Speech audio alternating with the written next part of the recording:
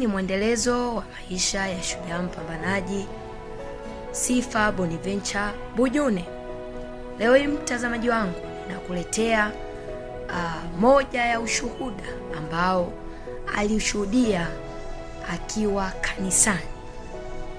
Na ushuhuda huo alikuwa amegawa katika vipengele kadha wa kadha. Kipengele cha kwanza alianza kabisa kwa kushukuru Mungu kwa kumsaidia kufika pale mahali alipofika.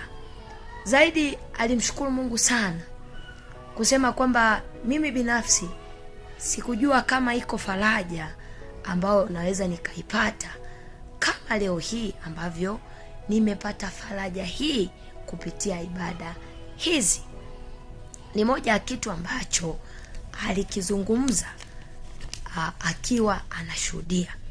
Lakini pia katika ushuhuda wake alizidi zaidi kumshukuru Mungu kwa kumsaidia kutokana na changamoto ya minyoo ambayo alikuwa akipitia, na watu kadha wa kadha kwenye kijiji chao walikuwa akipitia. Zaidi alisema kwamba nashukuru Mungu kwa hapa aliponifikisha, hata kwa kipande hiki minyoo hainisumbui tena. Lakini kitu kingine, aliwashukuru wazazi.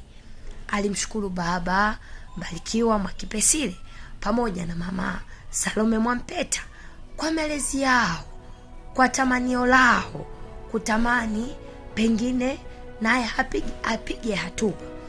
Zaidi katika shukrani zake alimshukuru sana bibi ambaye ni mama Salome Mwampeta kwa kumshukuru sana, akisema bibi, ninamshukuru sana.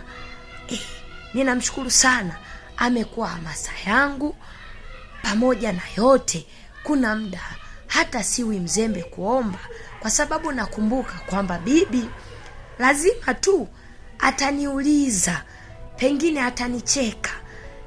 Inanipa hamasa zaidi ya kupambana kuomba.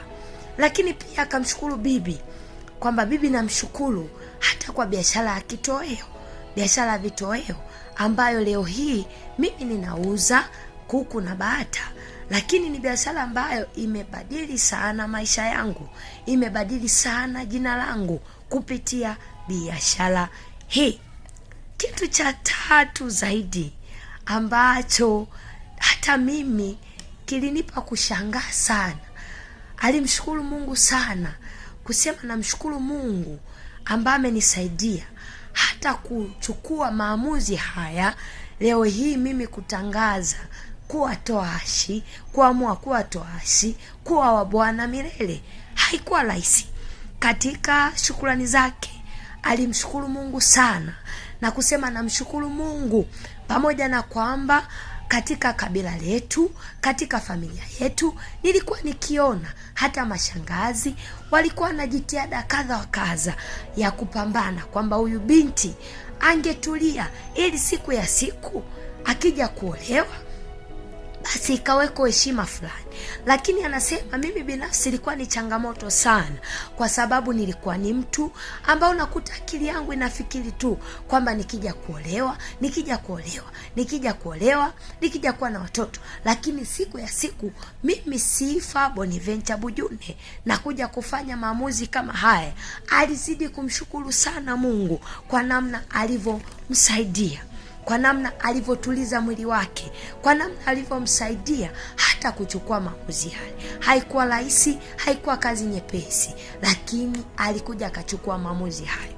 Alikuja kumaliza katika ushuhuda wake kwa maombi mazito, akisema Mungu, ninakushukuru sana, ninakushukuru Mungu kwa kuwa umenisaidia hata kutuliza moyo wangu, kutuliza akili yangu, kutuliza mwili wangu, kutuliza ufahamu wangu, hata kwa maamuzi haya niliyoyachukua. Mungu, ninakushukuru sana. Binafsi nasema mtu wa Mungu, tuna la kujifunza sana katika maisha ya mpambanaji Sifa Bonaventure Bujune. Ninakushukuru sana kwa kunisikiliza. Ninakushukuru sana kwa kunitazama. Amen.